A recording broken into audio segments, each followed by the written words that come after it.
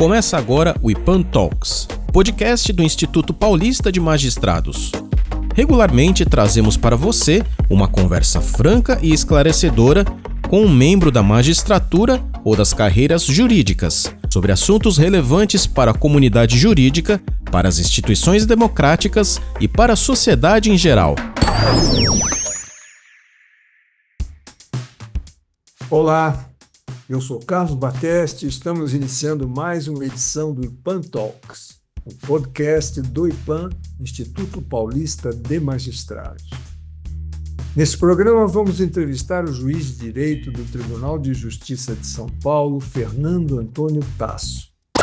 Nosso entrevistado detém uma sólida especialização em gestão e governança de tecnologia da informação e em proteção de dados pessoais, sendo este o último tema do seu doutorado em Direito Empresarial e o primeiro de seu MBA. Essas duas formações acadêmicas, aliadas à sua reconhecida experiência prática no tribunal e às suas atividades de ensino e pesquisa, como coordenador do Núcleo de Estudos em Direito Digital da Escola Paulista da Magistratura, tornaram o juiz Fernando Tasso um dos mais respeitados conhecedores das complexidades que envolvem as práticas legais e as inovações tecnológicas. Assunto cada vez mais relevante no momento atual, em que o acesso às tecnologias digitais está presente em todos os aspectos da sociedade. Sua compreensão sobre as interseções entre o direito e a tecnologia tem incentivado o debate e proporcionado abordagens inovadoras e eficazes para os desafios enfrentados por empresas e instituições na era digital. E sua atuação vem contribuindo significativamente para a formação de novos juristas e para o desenvolvimento de uma cultura jurídica que se adapta às rápidas mudanças do ambiente digital. É sobre esses importantes temas que vamos falar com o nosso entrevistado neste podcast. É uma satisfação poder ouvi-lo no IPAN Talks, magistrado. Olá, Carlos. Muito obrigado pelo convite. Estou à disposição. Com o advento da internet e das tecnologias digitais, os direitos fundamentais enfrentam novos desafios. A coleta, armazenamento e utilização de dados pessoais por empresas, por instituições, levanta importantes questões sobre privacidade e segurança. E elas, naturalmente, acabam desaguando nos tribunais. Como o senhor vê a atuação do judiciário brasileiro em relação a essas questões? Perfeitamente. Carlos, na verdade, o judiciário ele tem por missão constitucional garantir o equilíbrio na garantia dos direitos fundamentais, entre eles a liberdade de expressão, a vida privada, a honra, a imagem e o mais novo consagrado direito fundamental, o direito à proteção de dados pessoais. Isso para evitar que as tecnologias não se tornem instrumentos de abuso ou de violação de direitos. Então, primeiro escopo da atuação do judiciário é esse, é fazer aquilo que é a sua missão constitucional, é a proteção dos direitos fundamentais. E essa atuação, ela encontra alguns desafios que são característicos desse novo contexto, né? Dos principais deles é o enfrentamento à resistência das grandes plataformas digitais, né, das Big Techs, no cumprimento das decisões judiciais, ou seja, uma questão de efetividade das decisões judiciais, que é a própria expressão da soberania estatal na decisão do Estado juiz. Então, muitas vezes, essas empresas recorrem a umas teses que já foram superadas, inclusive nos tribunais superiores, ou para postergar o cumprimento da decisão, ou para evitar a efetivação dessas ordens judiciais. E isso é o que pode comprometer a eficácia da tutela jurisdicional. Por outro lado, também, a atuação do judiciário se vê às voltas com a questão do volume dessas demandas digitais, né?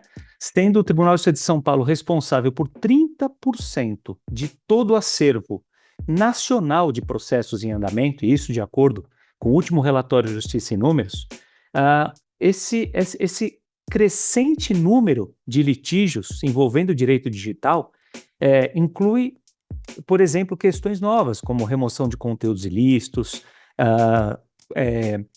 o ato de coibir fraudes online, responsabilidade das plataformas, e é esse volume que muitas vezes está ligado, inclusive, a demandas predatórias, inclusive na área do direito digital. Então é muito comum nós recebemos no Foro Central, por exemplo, demandas contra as grandes Meta, não é? Que tem o Facebook, o Instagram, o WhatsApp. Então é aí que está o repositório dos grandes problemas.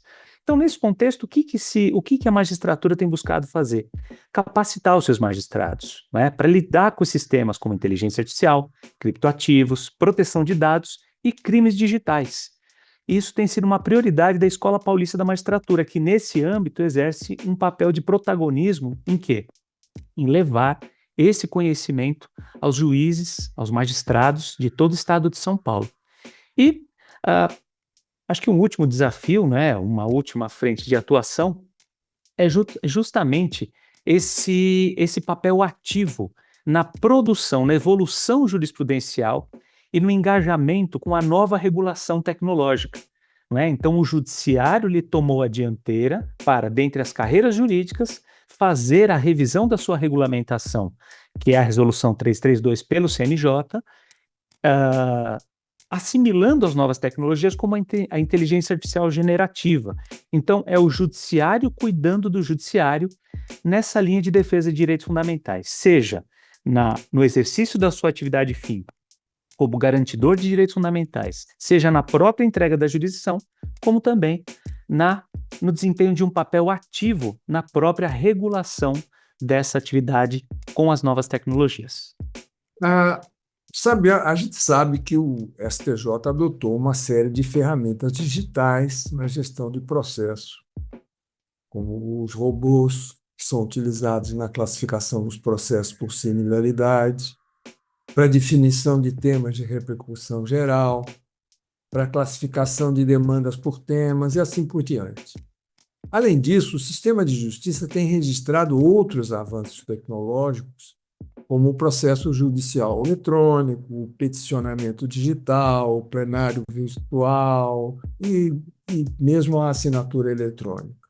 O senhor acredita que essas ferramentas são suficientes para atender as demandas pelo reconhecimento de novos direitos no âmbito da tecnologia, da informação e da proteção de dados pessoais?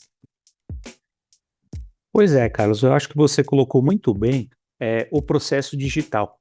O processo digital é a base de toda evolução tecnológica e modernização do Poder Judiciário. Pois é justamente a partir da estruturação dos dados processuais, né, que antes estavam segregados, estavam presos ao papel, a partir só do processo digital que se torna possível coletar esses dados, tratá-los e utilizá-los como um insumo de tecnologias como a inteligência artificial, automação de tarefas, coisa que o Tribunal de Justiça de São Paulo já faz desde 2011, na vara das execuções fiscais estaduais, não é? E mesmo a utilização desses dados numa nova abordagem de gestão judiciária pela jurimetria, né?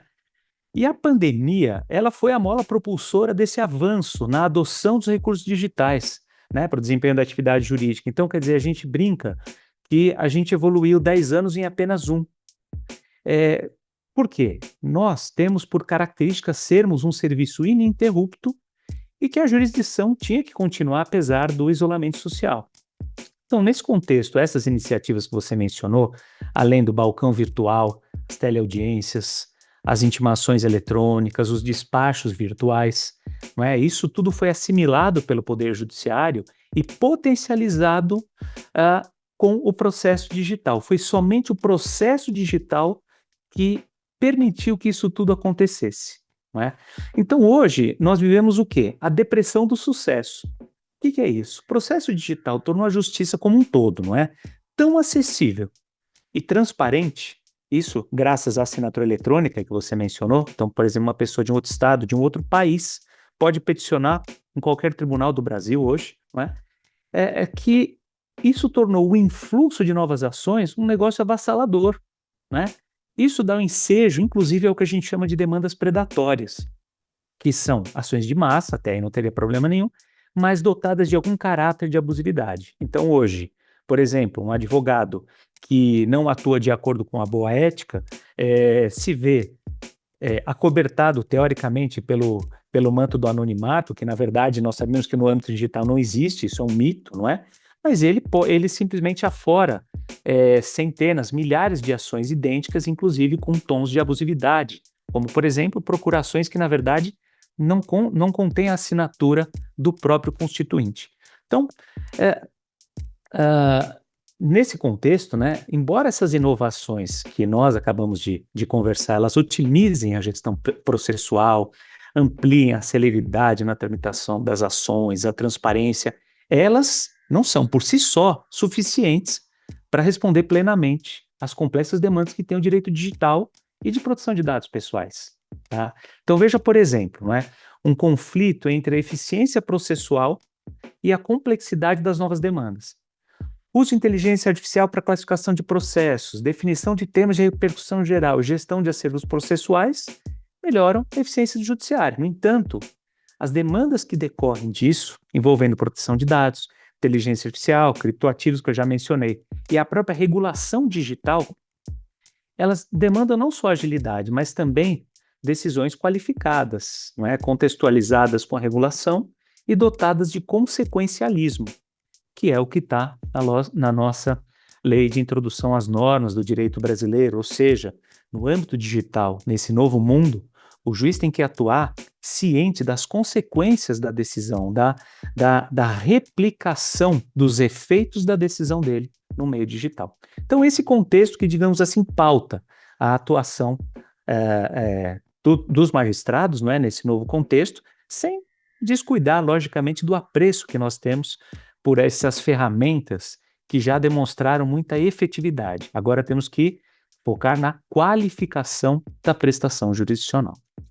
Acredito que foi a ministra Rosa Weber que disse, quando era presidente do STJ, que a justiça que não acompanha a mudança no mundo corre o risco de se tornar cúmplice da injustiça.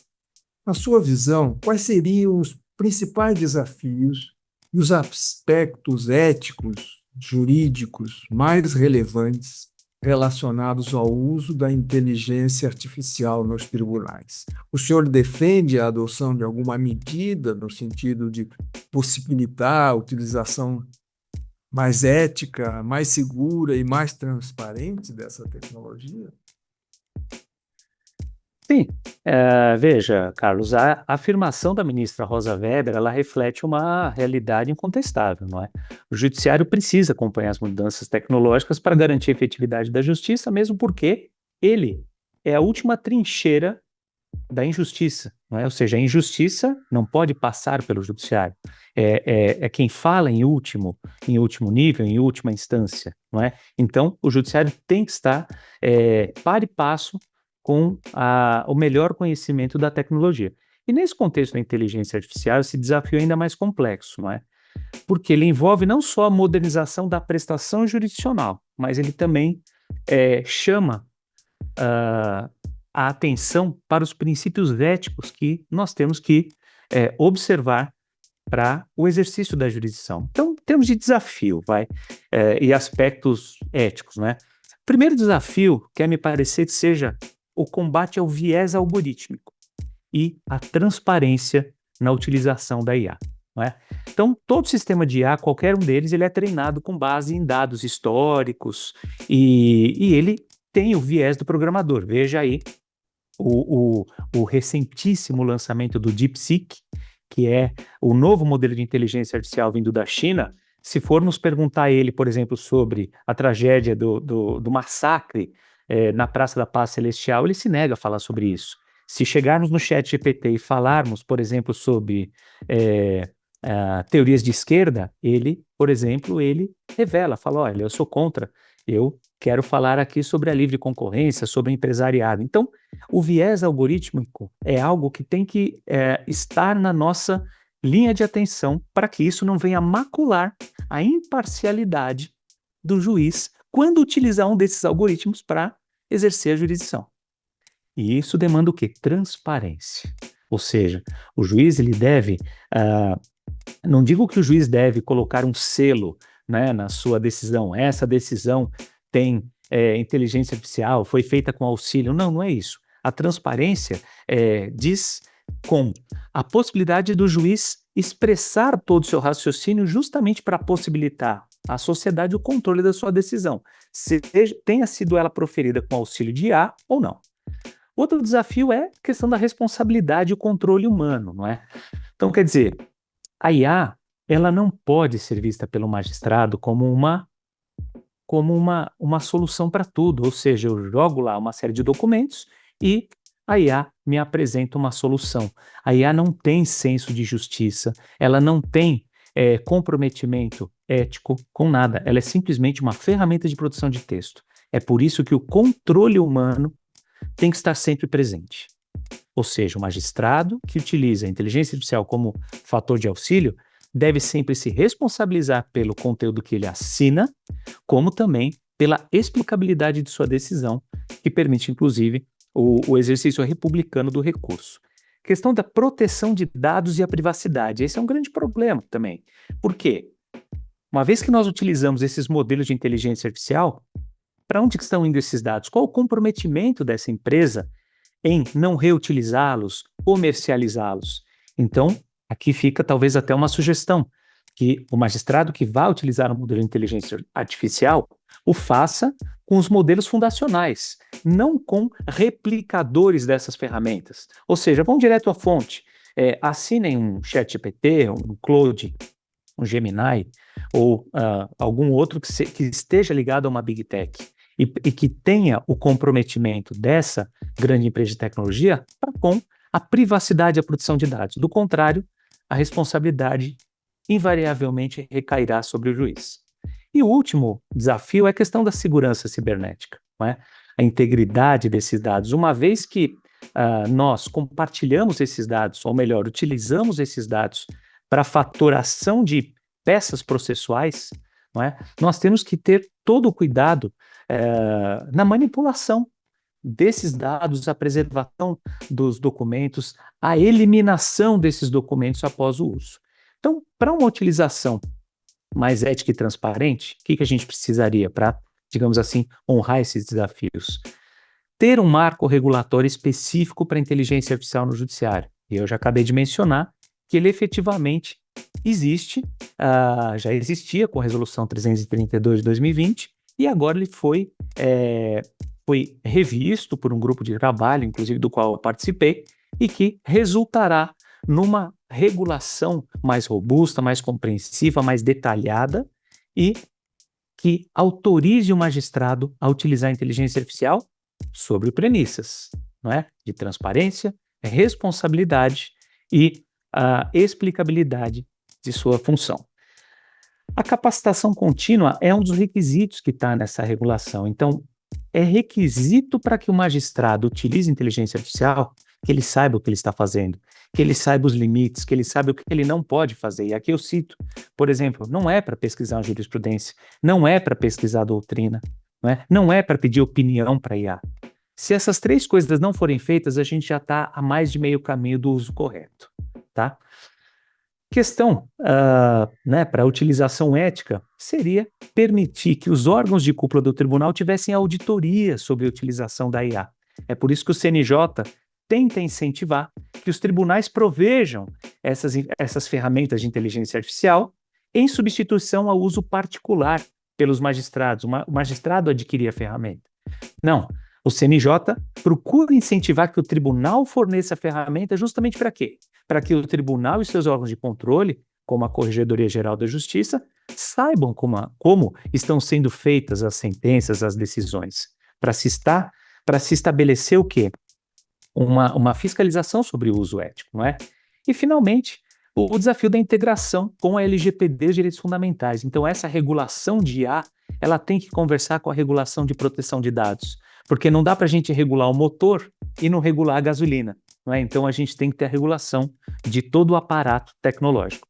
E, internamente, eu gostaria aqui de rememorar os colegas da mensagem do nosso presidente, desembargador Fernando Antônio Torres Garcia, que nos enviou no final do ano passado, falando sobre medidas essenciais para que o magistrado utilize a inteligência artificial com ética e responsabilidade. Dever de conferência, ou seja, tudo que é feito pela IA, o magistrado deve conferir. Ele é responsável pelo resultado que ele coloca na decisão, na sentença. não se pode alegar que foi a IA. Não é?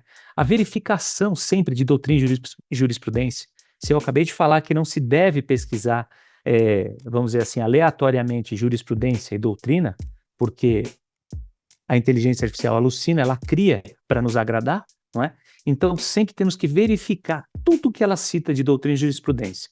Questão da proteção de dados, na regulamentação do CNJ, esse terceiro aspecto pontuado pelo presidente vem na forma de que, se o processo tramita em segredo de justiça, antes da gente utilizar o processo na inteligência artificial, a gente tem que anonimizar os dados. Então, é tirar o nome do autor, do réu, dados pessoais.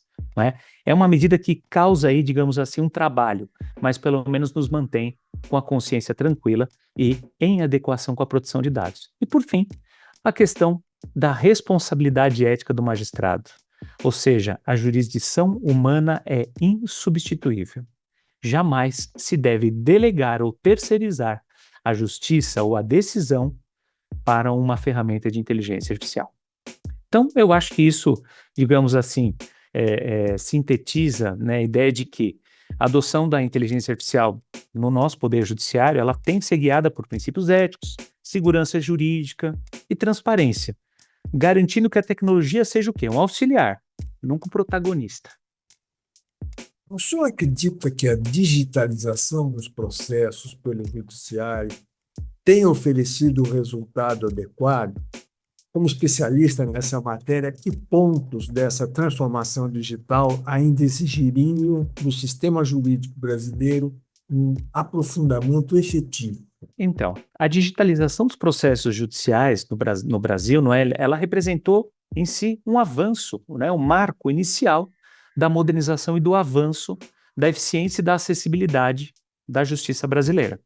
E esse, aliás, é um movimento acompanhado em todo o mundo. E eu poderia dizer que o Brasil foi o pioneiro, não por um diletantismo, como diria meu querido orientador, desembargador Zé Renato Nalini, mas por uma absoluta necessidade. Com esse volume de processos, a digitalização dos autos veio como o quê? Como um remédio a esse nosso problema da má gestão processual. Ele reduziu o tempo de tramitação, aumentou a transparência, permitiu a automação de atividades repetitivas e, com isso, liberou magistrados e servidores para se dedicarem às tarefas de maior complexidade. Esses resultados já foram visíveis na pandemia, como eu mencionei também. Agora, para que esse progresso seja significativo e permanente, tem alguns desafios, sim, que exigem um aprofundamento e um refinamento do sistema jurídico. Então, por exemplo, a questão da celeridade e da acessibilidade, não é? A eliminação do papel trouxe ganhos expressivos. O acesso remoto que hoje nós temos e que vamos amplificar com não apenas o home office que nós já temos, mas também com o novo sistema que será implantado no Tribunal de Justiça de São Paulo, o EPROC, essa questão da celeridade, da acessibilidade vão ser incrementadas. Então esses são dois eixos, dois vetores que estão inspirando essa política pública do tribunal de alteração do sistema, não é? Isso também tem a ver com a questão da redução de custos e sustentabilidade, não é? A migração para um novo sistema também implicará, pelo menos nos estudos preliminares, em uma boa economia para os tribunais. E, finalmente, a questão da automação e da gestão inteligente do processo. Então, a inteligência artificial, que hoje ela, digamos assim, está sendo usada na jurisdição por alguns colegas que já estão conseguindo usufruir dos seus bons frutos, não é? Conseguindo utilizá-la para a produção de peças jurídicas, da escrita jurídica, certamente isso será incrementado daqui para frente, sobretudo na gestão, na organização de demandas, triagem, não é? Então, assim, o que tecnicamente exige um aprofundamento e um investimento mais direcionado, está na questão da interoperabilidade entre os sistemas, não é? Porque não adianta, por exemplo, São Paulo ser uma ilha de qualidade e se o processo tiver que ser redistribuído para uma outra, das 93 justiças do Brasil, né, os outros 92 tribunais do Brasil, isso implicar em perda de todo esse tempo que a gente ganhou. Questão de segurança cibernética, eu já mencionei em diversos pontos aqui da nossa conversa, Carlos, mas eu gosto sempre de bater nessa tecla porque vazamento de dados ou compartilhamento indevido de dados pessoais é uma das vulnerabilidades que mais atrasam a evolução tecnológica. Para lidar com problemas dessa natureza, com a magnitude do tribunal, seria um atraso enorme na evolução que nós estamos trilhando aqui. E, finalmente, eu acho que a gente chega no tema principal aqui da nossa conversa, que é justamente o aprimoramento desse uso da inteligência artificial para o suporte decisório, não é? Então, embora ela hoje já nos auxilie em algumas pequenas tarefas, não é? A introjeção da utilização dessa ferramenta, a familiarização do magistrado com a utilização dessa ferramenta, logicamente uma utilização responsável, como nós já dissemos, não é? Isso é o que virá ao encontro da boa prestação jurisdicional. Então, em síntese, né, a digitalização foi um grande avanço, o processo digital foi o marco dessa modernização, só que essa eficácia plena depende de muitos fatores, tanto de observância regulatória, ética, mas também a questão infraestrutural da segurança da informação, segurança cibernética, enfim, e do aprimoramento contínuo dos magistrados, sempre focado de novo na segurança, na acessibilidade e na interoperabilidade dos sistemas. É como eu vejo essa questão. Nós entrevistamos o juiz de direito do Tribunal de Justiça de São Paulo, Fernando Antônio Tasso. Obrigado por sua participação no IPAN Talks, magistrado. Eu que agradeço, Carlos, saúdo os colegas magistrados e desejo sorte e prosperidade no uso da inteligência artificial. Um grande abraço a todos. Estamos encerrando o IPAN Talks de hoje, mas antes trazemos algumas informações sobre as atividades do IPAN, o Instituto Paulista de Magistrados. Você já acessou a retrospectiva 2024 do IPAN? O site do Instituto Paulista de Magistrados publicou um registro das principais atividades do IPAN no ano anterior, com divulgação também nas mídias sociais do Instituto. Entre os destaques, as 9 edições deste podcast IPAN Talks, com a realização de entrevistas com renomados magistrados ou conceituados integrantes das carreiras jurídicas.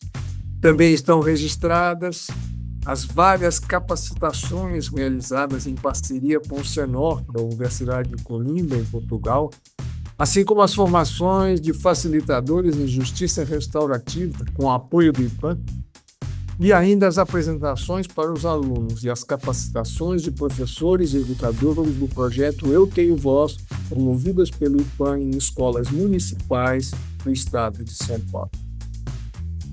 A retrospectiva traz ainda o apoio oferecido pelo IPAN na divulgação de campanhas de prevenção e conscientização da saúde, como Novembro Azul, Outubro Rosa e Setembro Amarelo. Confira as principais atividades do IPAN no site do Instituto, www.ipan.com.br. Agradecemos a sua audiência nesta edição do IPAN Talks. Para acompanhar as iniciativas e os eventos do IPAN, acesse o site www.ipan.com.br e as mídias sociais do Instituto no Facebook, no LinkedIn, no Instagram e no YouTube. Até o próximo programa.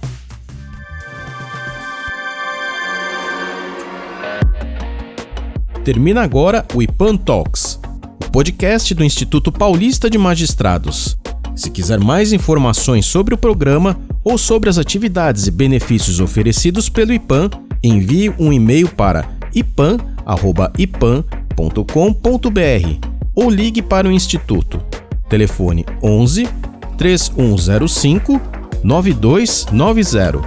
Até o próximo programa.